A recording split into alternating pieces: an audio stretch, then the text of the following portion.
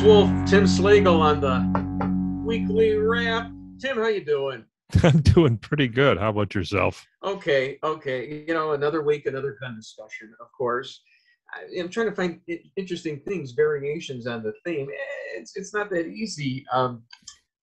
One thing I did find, it was in a Kevin Williamson essay in National Review, was, did you know there's a 1 in 10,000 chance that if you buy a gun illegally, you'll be prosecuted for it? They had, like, in one recent year, like 12 prosecutions in the United States for breaking the background check rule. Yeah, it's kind of like voter fraud.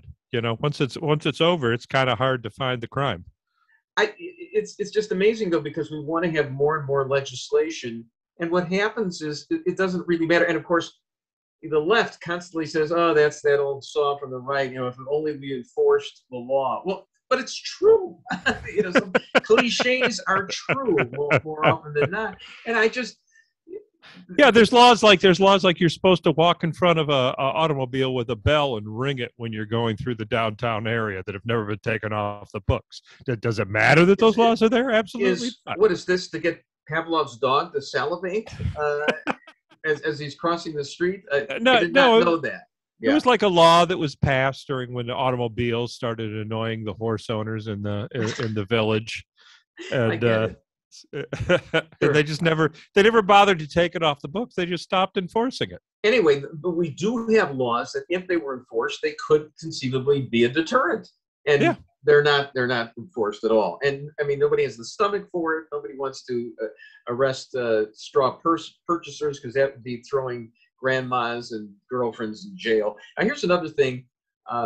People are kicking around the idea of raising the age of majority to like 21. I guess that would be the 26th Amendment. If you had voting, would be 21. Don't call me on it right here. I was thinking that the majority age should be raised to 40.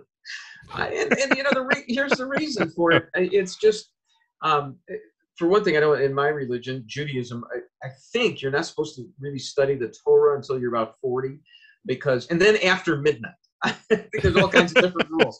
But I was thinking, well, what if we raise the voting age to 40? You know, and I'm flirting with the idea that you should have to own property too. But okay, we won't do that. That would be very egalitarian. But if you had raised the age to 40 for voting, now conceivably then you could have a president who was not old enough to vote for himself. But because we wouldn't change that. But it's not a bad idea. Meanwhile, no, but in the meantime, they're going the other way. I mean, they're saying now, well, the brain isn't fully developed until you're 26 years old. So then why are we giving guns to 18? That's right. Why are we letting 18-year-olds vote? They want to go down to 16. Right. I mean, there's been talk about 16-year-olds voting. Oh, yeah, that's a great idea. Yeah. No, what's interesting. Remember, the whole Obamacare thing was to be on your parents' insurance until you're 26. Well, if you're on your parents' insurance until you're 26, should you really be able to vote? There's some pretty good arguments against that. Yeah, well, I fully believe that the fetus is not human until it's got a job in its own apartment. I concur. I absolutely concur. So Arnie Duncan, and you know, the repository of great wisdom, when he's deciding that he doesn't want to run for any office because he probably couldn't win anything. Friend of the show? Friend of the show, yeah, Arnie Duncan. So he said, when politicians lack the courage to act, then young people are forced to lead the civil rights movement. Is a prime example of what happened like about 60 years ago. So if politicians refuse to make it safe for children to go to school, what if students boycott school this fall until they do? Well, I mean, like, we haven't had enough of kids out of school. We got to have them out of school some more. You know, I don't think you're going to get kids to boycott school over that. They might boycott school if you took away their cell phones. I disagree. I think kids love it when the teachers try to talk them into walking out. Oh, they'll say, "Hey, kids, do you want to do a walkout for global warming?" And they're like, "Yeah." Did you just don't tell my mom. Right. She's going to think I'm in school all day. Did you ever have a walkout in school? No. We did. This was during the height of the Vietnam War, and there was a walkout, and I didn't. I stayed in school because it was like, my attitude was, you people don't know what you're doing. You have no idea what you're talking about. Now, interestingly, there was, Kent State was the year before I went to college, and I remember there were, it's a year or two, and I was learning to drive a car, and it was a big Olds 98, and we happened to decide to drive by the Northwestern campus, and little did we know. So I'm like 16 years old in this gigantic, boat. As a matter of fact, it probably looked like a tank in Tiananmen Square that running down the students who were all out, and so college students were coming up to us and trying to get us to join their protest or whatever, but they're coming up to our car, and I'm 16 and trying to drive this tank through. Then I wound up going to Northwestern, and I remember I had this Professor Bergen Evans, lunchtime lit with the famous Bergen Evans, and he was lambasting the kids from a year or two earlier, saying, well, they boycotted school, they walked out of classes, and then when I gave them zeros or Fs, they complained about it, they whined about it. So, of course, nowadays, they get to have their cake and eat it too. You would never give a kid a zero. Sure, but I mean that's there's supposed to be a little pain involved with the sacrifice of opposition. You self-immolate, you're gonna suffer some burns. Hey, wait a minute, self-immolation. Let's not elevate what kids are doing to the Buddhist monk in South Vietnam, cha-cha, the iconic photo, self-immolation. All right, here's another bit of wisdom from Dan Rather. He said. And remember, Matthew McConaughey, all right, spoke at the White House this week. And Rather said, my suspicion is that Matthew McConaughey is actually speaking for a lot more gun owners, certainly responsible gun owners, than the NRA. Now, I got to say something nice about Dan Rather. I actually interviewed him twice, and he was a lot of fun. It wasn't about politics or anything like that. But Dan also had a suspicion about President Bush, which got Dan fired. So I'm not too keen on Dan's suspicion. Now, who are the irresponsible gun owners, Dan? I mean, the millions who shoot up schools? Oh, right, they don't. So, it's easy to tweet. I know it's easy for me. And I can't believe that Dan is still trying to make himself relevant. Then did know how much older is he now than he was when he forced Cronkite out of the chair? Really? I mean, think about that. He's probably twice Cronkite's age when Cronkite got the boot. Well, the thing is that in the old days they were still trying to appeal to 2554 demo, and so but nowadays the anchors are aging with the audience until they're both dead. So theoretically, Dan Rather could. If you notice that on the evening news, is all the ads are for pharmaceutical companies. Oh, sure. It's like with golf tournaments. It's all it's all prostates and so many. There are more disclaimers. When the disclaimers reach that tipping point, where they are longer than the actual ad itself, you're watching a newscast or a golf tournament. What always cracks me up is don't take Pharmacia if you're allergic to Pharmacia. Boy, that's really good advice. Well, some people have to be hit over the head. I know that CNN and some other national networks were homing in on the mass shootings over last weekend, 15 killed and 60 injured in shootings in Philadelphia, Omaha, Chattanooga, and some other places that the Atchison, Topeka, and the Santa Fe goes by. But it's not really a good idea. I can tell you, because I think the local newscasts have that market cornered on the mass shootings that involve gangs in the inner city, because people writ large in the country don't care about those mass shootings. They care about school shootings. That's what this is all about. So I don't think it's a winner ratings wise. Meantime, I did note there was a New York Post column written by somebody I'm sympathetic to. She wrote about men of courage, and this was in response to the fact that the Texas police, the Uvalde police, were not exactly courageous.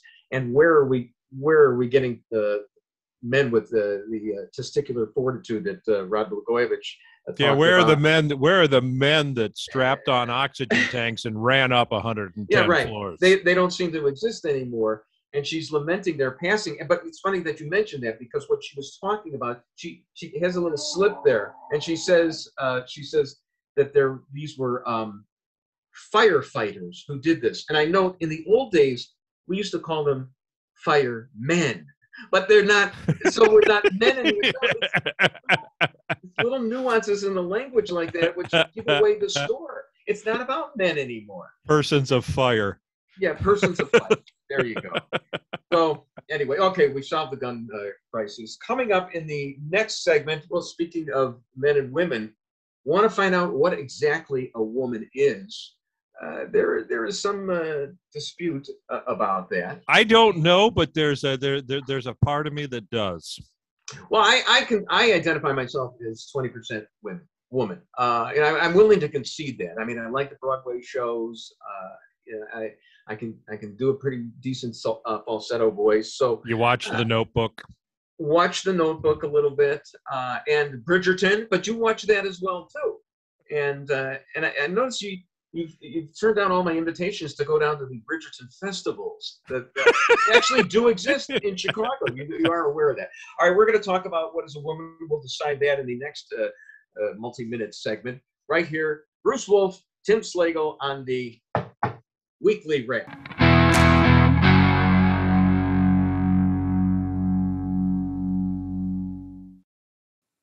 Male gametes. That's what makes me male. No, your sperm don't make you male. Then what does? It's a constellation. In reality. In truth. Okay? Whose truth are we talking about? The same truth that says we're sitting in this room right now, you and I. No, you're not listening. If I see a chicken laying eggs and I say that's a female chicken laying eggs, did I assign female, or am I just observing a physical reality that's happening in the world? Does a chicken have gender identity? Does a chicken cry? Well, Does a chicken commit suicide? Let's frame it, because you're trying. The chicken has sex like any biological organism. Chicken has organism. an assigned gender, but a chicken doesn't have a gender identity. So we assign female to chickens when they lay eggs? We assume they're female if they lay eggs. Bruce Wolf, Tim Slagle on the Weekly Wrap. Well, that was a tough one to parse, Tim. Which came first, the chicken or this the gender? Or this woman's failure to get a prom date? I just what makes somebody do this kind of thing? I guess you have to break a few eggheads to make an omelet. But let's see if I can throw one more egg thing in here. It did remind me a little bit.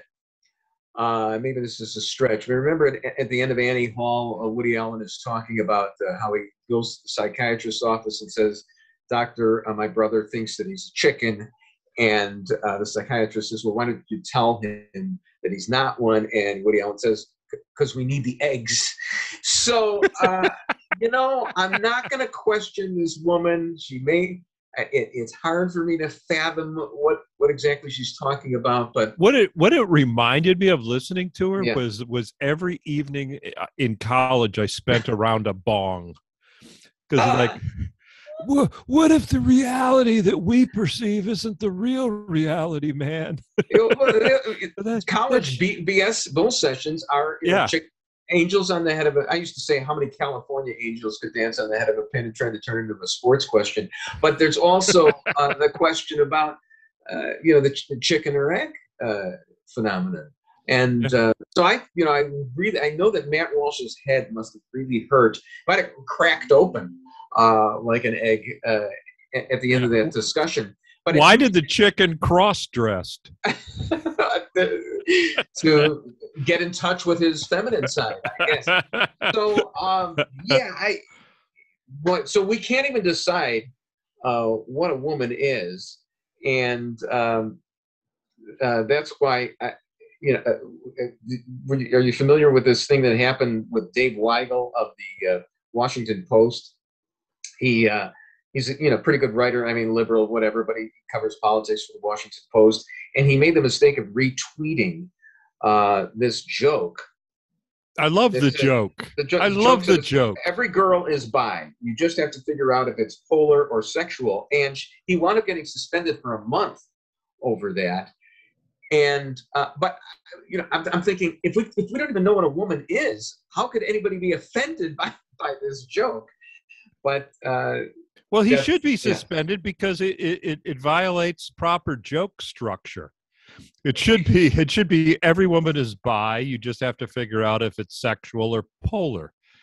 Polar's the last word. It's got to be the last word. It's the zip. It's the punch. It's what makes it funny. Really? Yeah.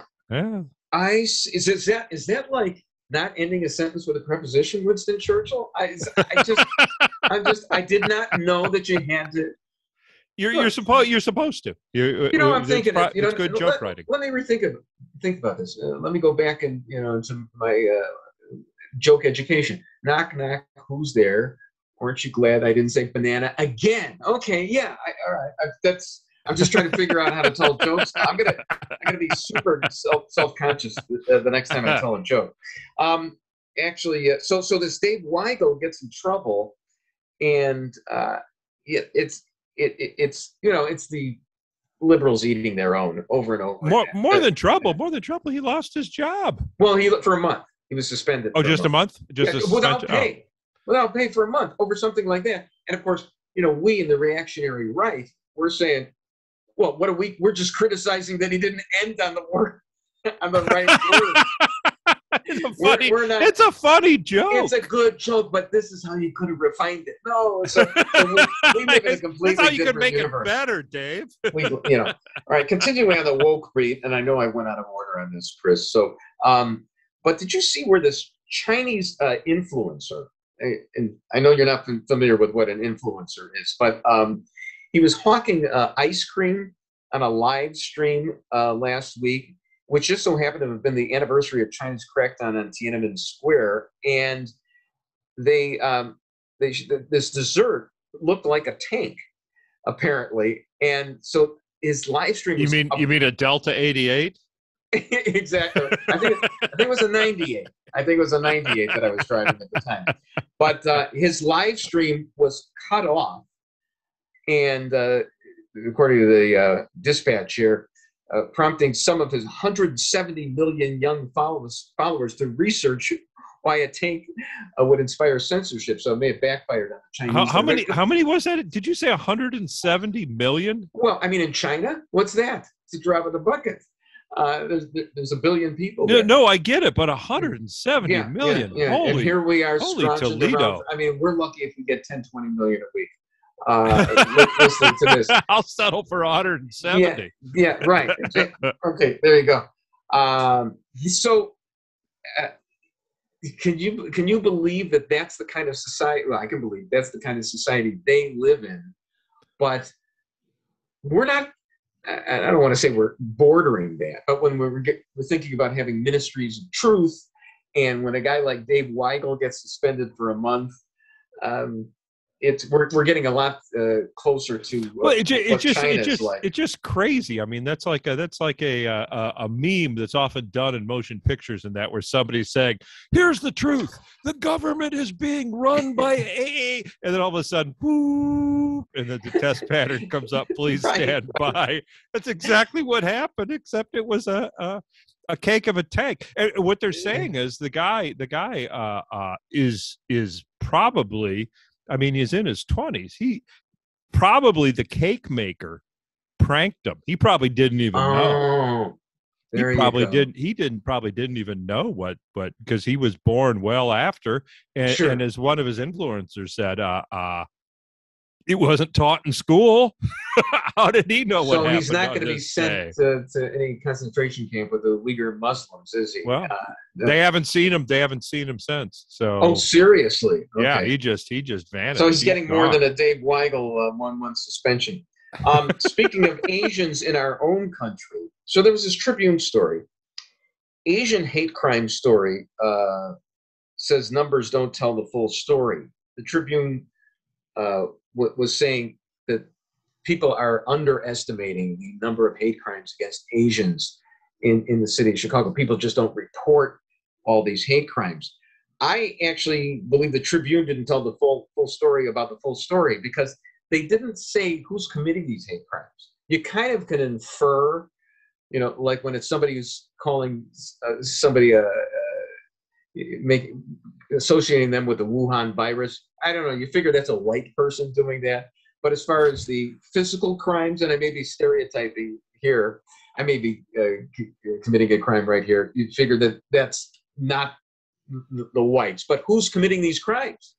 Because the Asians are complaining about it. It's a big issue to Asians, but they didn't report in the story the ethnicity of the people that are committing them. So right. So you know they're not white. Well, I'm wondering if some of them are right. There's a probable presumption they're not white, because otherwise they'd report that. So you're probably right. Okay. I'm waiting any minute to see the test pattern and hear the tone. There we go. All right. Moving a quick pivot to politics right here. I know that you and I both were thinking that Richard Irvin he's got the only chance to win among the Republicans. But I saw this tweet from who's it? Steve Cortez, like is that his name? But he had a quote from Irvin around the time of the Black Lives Matter riots, that Irvin was saying he was, quote, conflicted, unquote, about them. Yeah. And boy, you know, I mean, can you support a guy who's conflicted about what happened there? See, you just saw the campaign ad, and okay. they just took that out of context. Oh, What he said was, his full thing is that I'm the mayor of Aurora, and it's up to me to stop any violence. He said, however, I also recognize that it wasn't until there was violence in the 60s that the Jim Crow laws started to. How did you just make the case better for him? I just want to know. You know, Martin Luther King himself. Are you justifying violence, Tim? No, I'm not. Okay. But he said, Martin Luther King himself said that riots are the voices of the unheard. I mean, there is something to be said. You know, I don't support it, but I think you're working yourself into a corner. I think you're working yourself into a corner. I think there's a party, and it's called the Democratic Party, and I think you ought to join it. Chris, bring in somebody from the bullpen here. It's like the old. I've heard a lot of comics say on multiple occasions. I don't support domestic violence. I understand it. All right. I'll tell you.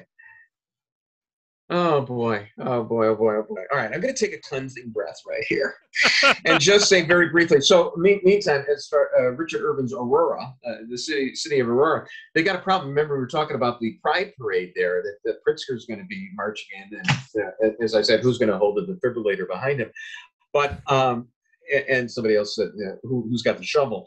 But the problem is apparently, because they aren't allowing the police in full uniform to march in it, they can't get any volunteer. It's a private parade. They can't get enough volunteers to provide security in the parade. And so I'm just wondering if the parade is going to go kaput in Aurora.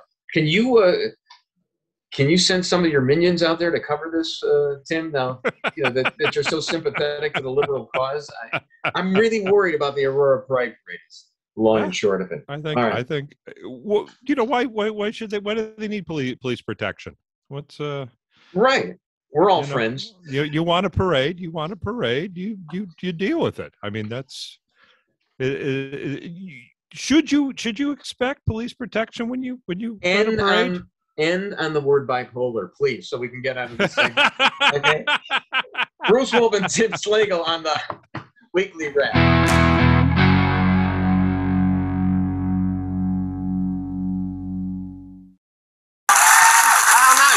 That the First Lady came along. Oh, she did. She just made the commencement speech at Los Angeles Community College. Yes. Oh, by the way, I'm Joe Biden's husband. She's right there. Welcome. It's wonderful to have you here. Good to be back, Jimmy. I thought maybe you wanted me to just stay on Fox all the time. You know, they're very concerned that I might not ask you serious questions, so I don't want they really ask serious questions. Yeah, right. I don't want to upset them at all. Do you mind if I ask you some serious questions? Because this is, unfortunately... Not at all. I never mind having a conversation with someone really smart. Well, Guillermo, maybe you need to take over. Bruce Wolf, Tim Slagle on the weekly wrap. Yes, Joe Biden did say he was his own husband. And it's great when you can identify as a man and a woman. I think that covers it all, and we could solve a lot of problems that way, Tim. At least he didn't. At least he didn't goof up and say he was his sister. There we go. And Jill Biden was giving the commencement address at LA Community College. Well, I mean, it's a stretch to call her Dr. Jill Biden. A stretch? She's not even a doctor or a dentist. It's mandatory. Yeah, I mean, Do you remember when Whoopi Goldberg said that she should be the Surgeon General? Oh, well, I mean, why not? There's no actual surgery in being the general. And you're not a surgeon, and you're not a general either. So it's like the Holy Roman Empire, which was neither Holy nor Roman nor an empire. Okay, thank you for Mike Myers' invitation right there. Yeah, so I was just wondering, could you see the marionette strings for Biden from his staffers? And also, was Kimmel, because I didn't see the whole interview, was Kimmel sitting on Chuck Schumer's lap during the whole thing? I'm wondering about that. I saw quite a bit of it. He kind of helped Joe through the whole thing. Really? Yeah, he was like answering the questions. Right there. Yeah. Okay. Answer the questions that Joe couldn't, and went to break when he started stumbling. It's really quick cut to break. Now, I'm sure maybe they edited out the question Kimmel must have asked why there wasn't a stern condemnation of the demonstrations outside the Supreme Court justices' homes in light of the gunmen caught near Kavanaugh's house. Was that question asked? No. I would have asked him if his stripper grandchild got a birthday card. That's what I would have asked him. Okay. That's what I would have asked that would have kept it nice and light, nice and man, more like the man show. You bring Adam Carolla back out. It's a reunion. Carolla is a conservative. Yeah. And it's interesting. And he and Kimmel used to do that show together. Speaking of Kavanaugh. That used to end with girls jumping on large-breasted women jumping on trampolines. It seems like yesterday. It's an image that doesn't get ejected from your head. Now, I got a bone to pick with Merrick Garland, our Attorney General, and I admit I should recuse myself. I have to admit my bias against Merrick Garland. He graduated from Niles West in 1970. I graduated from Niles East in 1971, and he was also on the It's Academic team. I don't know if you remember the show. It was on Channel 5. It was, the smart kids got to answer trivia questions. But I was wondering if Merrick Garland should have his address published. What's sauce for the goose is sauce for the Garland, I would say. Okay, I'll wait for that. I ended it on Garland. No, I just, it's unfathomable that they even after the threat to Kavanaugh, they still had demonstrations. Yeah, and it's clearly against the law. Yeah. Just to be there. I mean, that to me is the contradiction of January 6th. There's nothing wrong with protesting outside the Capitol. That's a constitutionally protected right. Protesting out the Supreme Court, there's a law against. And the reason is Congress is a democracy. So the voice of the people is important in Congress. In the court, the voice of the mob is considered. What do they call it when a mob is waiting outside of a courtroom trying to decide whether or not they like a verdict? There's a word for that. I forget what it is. I don't know. Is that jury tampering or? It's pretty bad. It's the end of civilization. No, I think there was a criticism. I didn't watch all the coverage, but it seemed like the vibe was that there wasn't all that much coverage of this would-be assassin of Kavanaugh. Certainly not as much had it been a liberal justice like Ruth Bader Ginsburg or Stephen Breyer or somebody else. Sure. They just didn't have the coverage. Who face threats all the time from pro-lifers, don't they? Well, you know what's funny? What's funny is I think there was a Justice Department memo. I think it came from the Justice Department, said that and this was in anticipation of Roe versus Wade, or the Dobbs decision coming down, that we should expect some violence from pro-life groups, as well as pro-choice groups. And I was thinking to myself, no, there's not going to be any protests from the pro-life groups. They win. The winning side doesn't do that, but they have to do that because they have to cover all their bases and they have to sugarcoat. Well, I grew up in Detroit, and win or lose, it doesn't matter what the team did. We still turned over cars and set them on fire. So, well, I'll tell you, it reminds me of when the Cubs finally won the World Series. I was tempted to turn my own car over. That's how exciting it was. I was gonna do that. All right, turning to something a little not frivolous, but did you see where O'Hare and Midway are installing 11 portable lactation pods to accommodate nursing mothers who are on the fly? And I was just wondering, are they going to make any extra runways dedicated to flying in formula from Europe? Gee whiz. I don't know. All I could think of is Bette Midler when I saw those. Oh yeah, the divineness memory. So let's flip ahead to Johnny Depp here. One of Johnny Depp's lawyers said this week that members of the actor's legal team played the popular board game Monopoly to ease stress as they waited for a verdict in the trial between Depp and his ex-wife Amber Heard. I wish they had called me on this because I don't feel like I'm a legal expert, but I am a Monopoly expert. I could have told them, buy the oranges. Okay. They're landed on more often than, say, the creams. Don't put more than 3 houses on each property. There's a law diminishing returns on each extra house there. Plus, you really need the cash. And then advance to go collect $10 million, Johnny Depp. I imagine that there was a lot of argument over the tokens that they picked at the beginning. I'm guessing nobody wanted the bed. Nobody wanted the bed. Didn't they get rid of one of them? I want to say the shoe recently. For some reason, it wasn't politically correct. The battleship, maybe. The cannon. I'm trying to remember which one. I always got the top. I always liked the top hat because you turn it over and it looks like a toilet.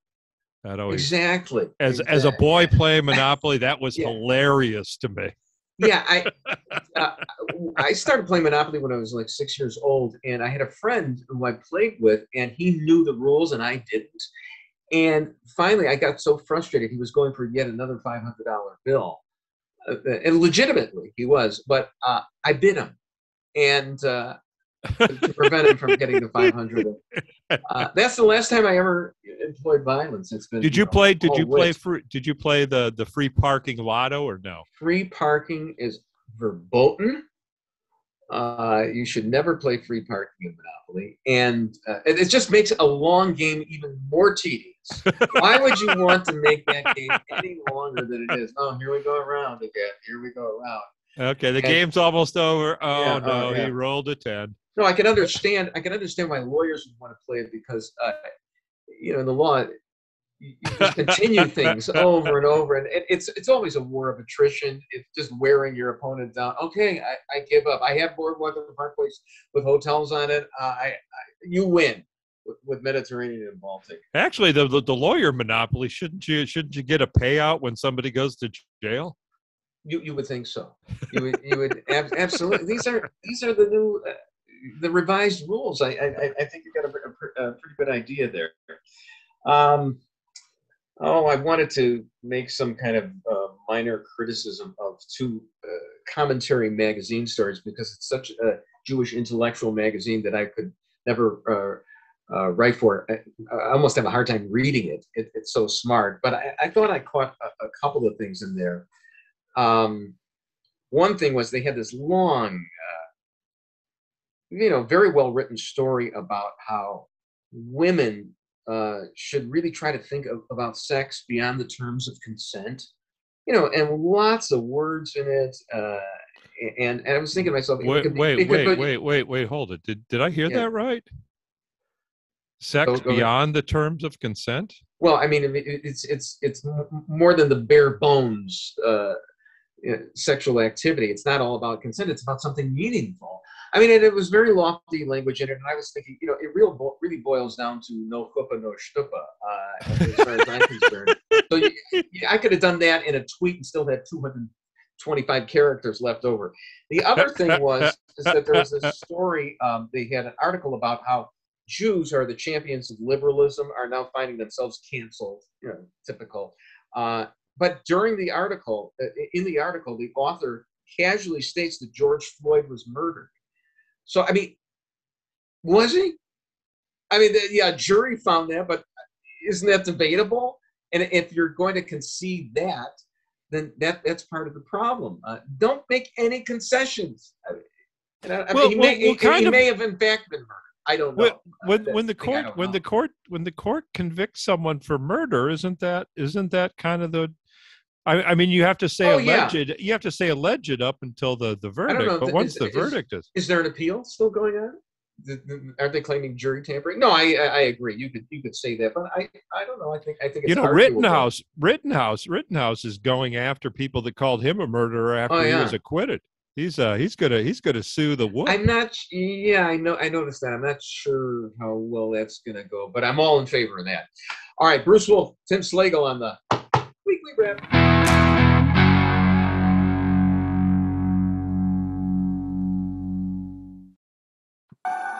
Captain Pete Maverick Mitchell.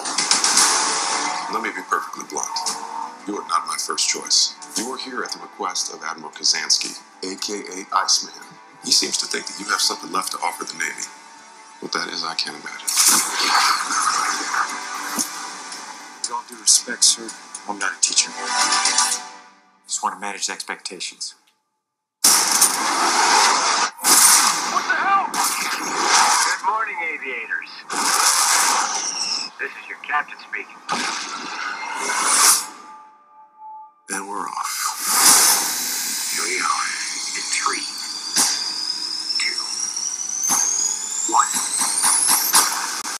Bruce Wolf, Tim Slagle on the weekly wrap. Tim, should I see Top Gun, the sequel? Should I see it? I don't know. Should I see the original? I don't. Yeah, I didn't see the original either. And look, I take no backseat to being a fan of Tom Cruise. I saw his first movie, which was Risky Business. I saw it in the movie theater.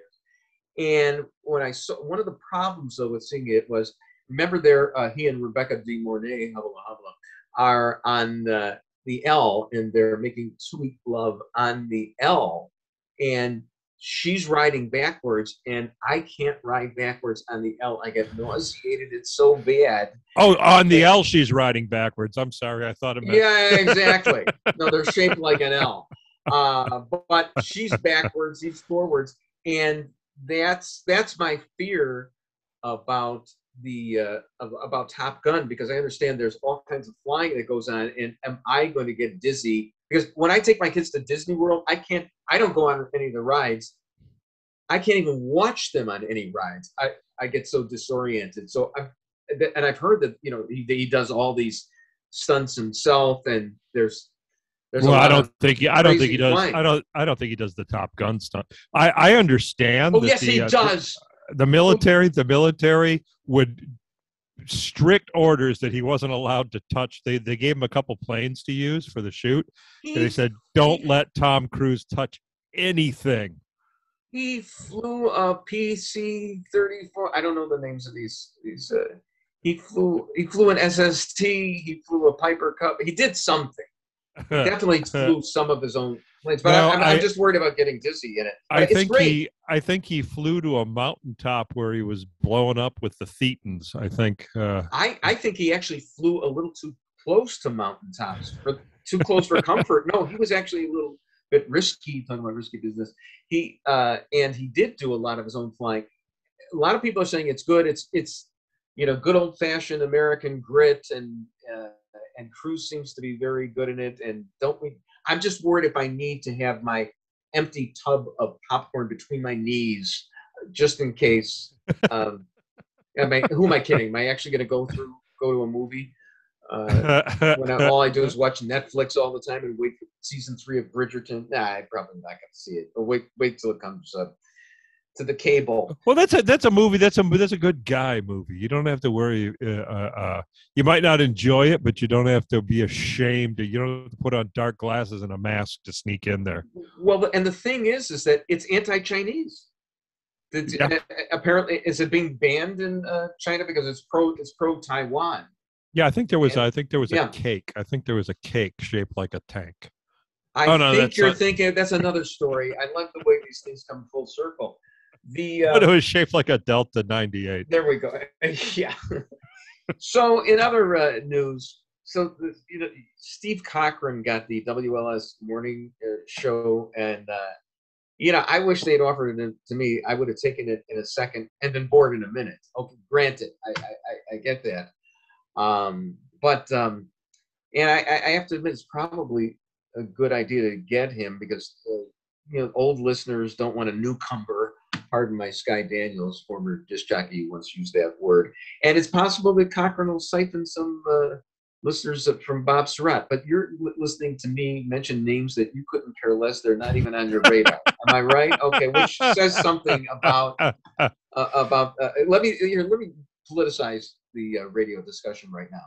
So George Soros types, or he may even be backing this, just shelled out like $60 million for a bunch of Spanish radio stations, including one in Chicago. And they're doing it so that they can influence Hispanic votes. Yeah, good. You notice the Hispanics are moving towards the Republicans. Yeah, they're panicking. Good luck on that, George. I got 2 words for you. Air America. Right. That was their strategy. They said, well, we got to compete with Rush Limbaugh. So what we're going to do? That didn't work. Buy a bunch of radio stations. No, the Democrats always feel that it's just they're not getting their message out.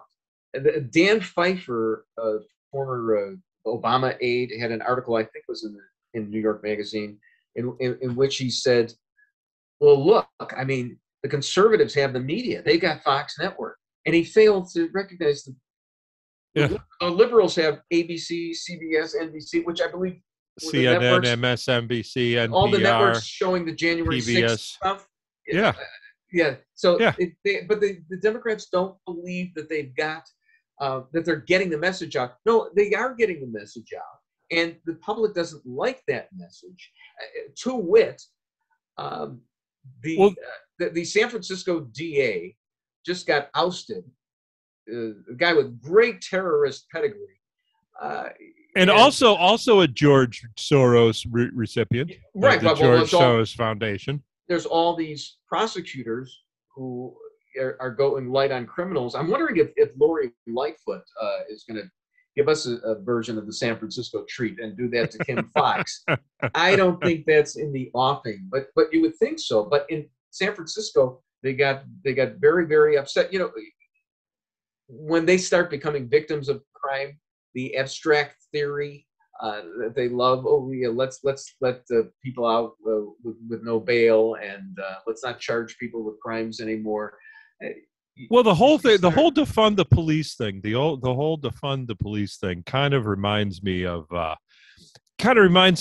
joke where God finds a hole between on the fence between heaven and hell, and Satan says, "Yeah, I'll fix it." He doesn't, and then God says, "Well, I'm going to sue you," and Satan goes, "Well, you're going to get a lawyer."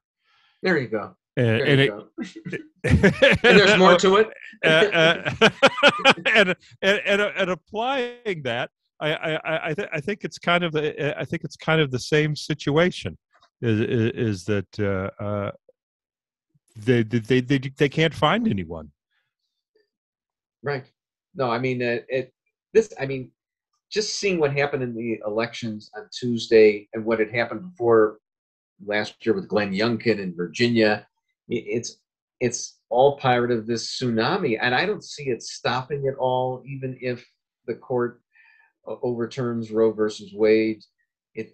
No, people don't get rid of the police. Who are you going to call when the criminals are there? It's probably the most unpopular idea that has ever been pitched. And now they're trying to walk it back and say, even Biden was saying that Oh, I never really said that. Well, you did. Yeah, defund didn't exactly mean defund. It meant reorganize. Well, you should have said that. So, in other media news, are you familiar with Bob Stroud at all? Is that just another blank for you? Yeah, a blank. Okay, yeah, just real briefly. Tone. He was on The Drive, and I knew him. I worked with him at the Loop, and he was like this rock and roll historian. He was a real good disc jockey for decades.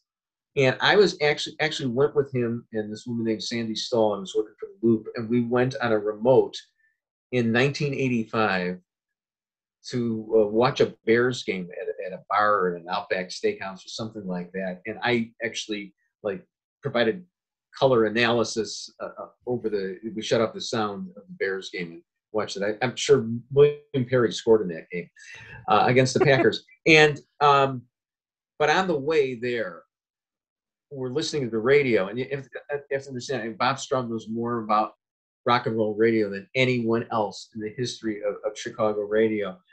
And the song Aqualung comes on, and I just pipe in, "Oh, Aqualung, the Turtles."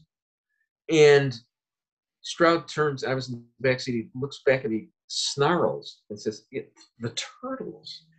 That's Jethro Tull." And unspoken was, "You idiot." And you know what? I actually let myself off the hook because turtles have aqua lungs. They're amphibious, right? That's probably what I thought about. But that was not considered a skate save and a beauty. Turtles are reptiles. Are they, in fact? Yeah, they're not even amphibians. Yeah, you're not even off the hook there. Wait a minute. Is this go along with your belief that the election was fixed, that turtles are reptiles? Okay. I mean, I could believe that the election was fixed, but you're not going to tell me the turtles are reptiles. Okay. Okay. Whatever. Speaking of the January 6th, we're not watching it, but we can intuit what happened, which was probably a nothing burger, I'm going to guess, because they hired this producer to give it all kinds of production values, which is usually a way of masking the fact that you don't have any more substance than you already had. Yeah. And I think, they need more substance. Yeah, that hearing is going to be about as spontaneous as a shuttle launch. Spontaneous combustion? Is that what we're talking about? In other sports news, did you see that the Carolina Panthers had the first transgender cheerleader? And oh man, you know they want to ruin everything that was good about being a boy. Putting fat girls on Sports Illustrated. And speaking of fat, I'm just wondering, when is the NFL going to have its first openly fat cheerleader? And if you have a transgender, why is there going to be fat shaming? And on that note, Tim, I bid you adieu. Thank you so much for being here. And always a pleasure. The best thing was to learn that you got to end a joke on the key word, right? Aren't you glad I didn't say banana again? Yeah, am I right about that? I think so. Can't wait to learn more from you. Bruce Wolf and Tim Slagle on the Weekly Bread.